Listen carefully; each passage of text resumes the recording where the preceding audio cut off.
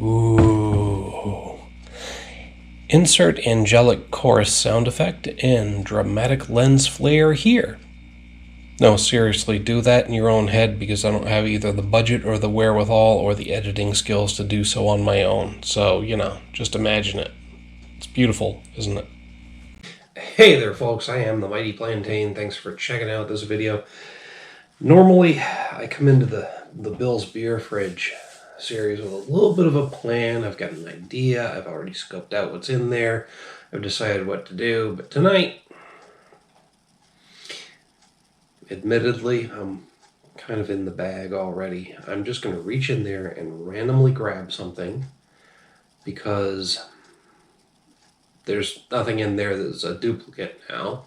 Well, there's some duplicates, but there's only 2 of each, and it's not something I've reviewed already yet. So, all right. Grab bag. I'm going to randomly reach in there and grab something. Without looking. Oh, whacked my hand on there. Oh, I think we're down on the second shelf, all the way to the right. What do we got? Oh, haha. Something from Liquid Riot. I love these guys. I think Bill preferred Barreled Souls to Liquid Riot. I could be wrong about that, but Barreled Souls was definitely one of his go-tos. But Liquid Riot in Portland, Maine, they've got beers, they've got spirits, they got a lot of really good products. Anyway, we usually, whenever he had something from Liquid Riot that I hadn't had before, I had to check it out, vice versa. This is Raspy Trouble. It's a sour brown ale aged on raspberries. We're back to the sours. Lots of sours in there. Nothing wrong with sours. Bill was definitely big on the sours, though. Brewed and packaged in Portland, Maine. Liquid Riot Bottling Company. There's a history of Liquid Riot. Nothing about this beer in particular. Raspy Trouble. I'm sorry, I don't necessarily remember talking about this one with him. And I just realized one that shot across the table. This has happened to me with Liquid Riot brews before where they're a little bit overfilled. Not a bad thing, just something to watch out for. But again, I just noticed that I get a 12-ounce glass and a 16-ounce can. So, I should have planned this better, but I'm not about to pause the video to go and swap out the glass because you've already seen it. I'd have to start over from the top. There's a hint of a raspberry sourness in the air, so I can definitely smell the beer from here. That's dark. That's a really dark beer. There's a little bit of light coming through, and it's got a reddish brown tinge to it, but that is darker than I was expecting from a sour. It does say a sour brown, but in terms of a brown, that's like porter.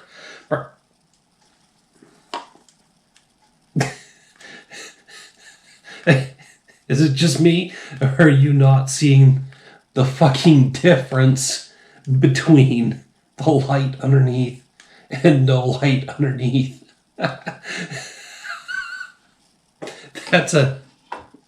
Again, there's a little bit of brownishness to it, but that is a dark fucking beer when the LED coaster doesn't make a difference.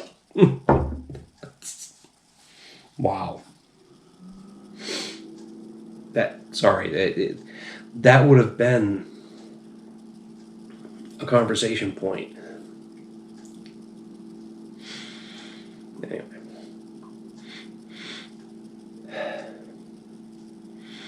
The same aroma I was getting when I first poured it out.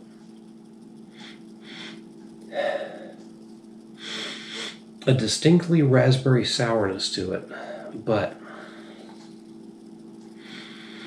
not like overwhelming, just kind of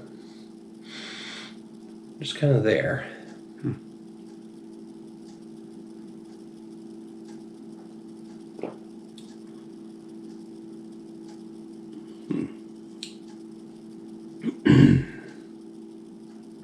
interesting.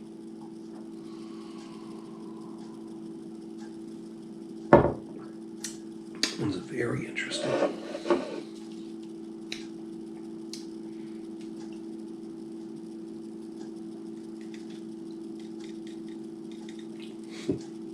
One thing you don't typically expect from a sour is for it to have roasty characters to it. And what I'm getting from Raspy Trouble here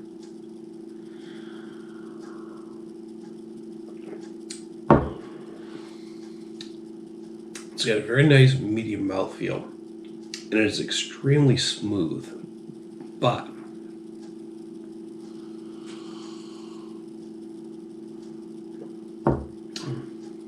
I'm getting this weird combination. And I say combination because it's from the first time it touches your tongue until the lingering effects of the finish, that I'm getting a combination of that sour yet bitter raspberry flavor with a toasted, slightly woody, roasty flavor. It's amazing. A lot of sours use a lighter backbone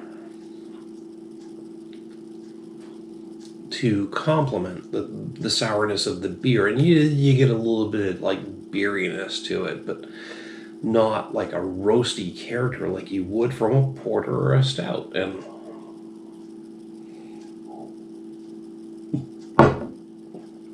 pardon, I know it says brown ale. I think it said brown ale. Yeah, sour brown ale aged on raspberries. But honestly, this is coming more across as like a heavier roasty beer, like a porter. That again, brown ale versus porter, whatever. Pardon, lots of gas coming up through here. But there is like this weird, perfect combination of sour raspberry flavor versus roasty, woody porter. Brown ale. But I would put it more in the porter category. Notes. Like, damn.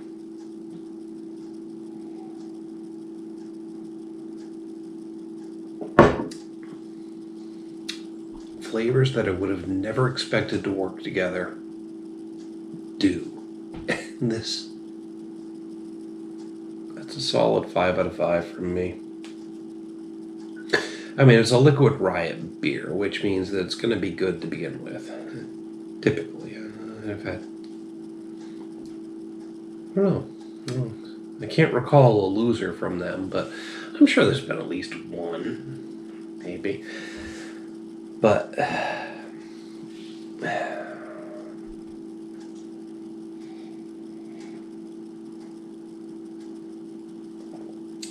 there's just something different about a sour with roasty character, woody, almost charcoal. It's darker than most sours. Overall, this just works. When I look at it on paper, it shouldn't, but sorry, I'm just looking for 7.5% ABV. It's not bad. That's pretty solid. You wouldn't know it based on the flavor. Yeah. Okay. I mean, I don't think there's anything else I can say about it. It's weird and it's delicious because it's a combination that just shouldn't work, but does. Roasty, toasty, woody, fucking brown ale that's closer to a dark, heavy porter, but with some sour notes from fruity, slightly bitter raspberries with that bite, that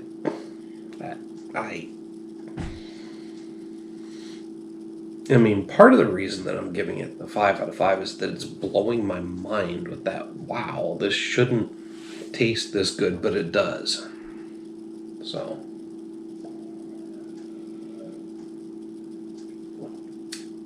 take that for what it's worth. Anyway, that's just what I have to say about it. Hit me up down below in the comments or the email link. I'd love to hear what you have to say about this beer. While you're down there, don't forget to like and share the video. Make sure to subscribe to the channel.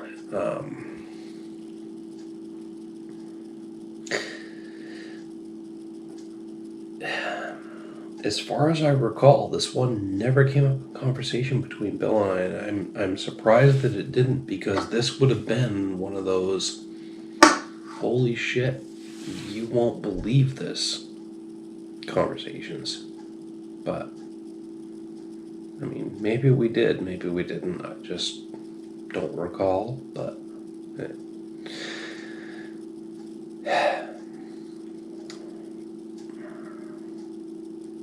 either way, this beer is what it is. Till next time, folks, thanks for tuning in. Cheers.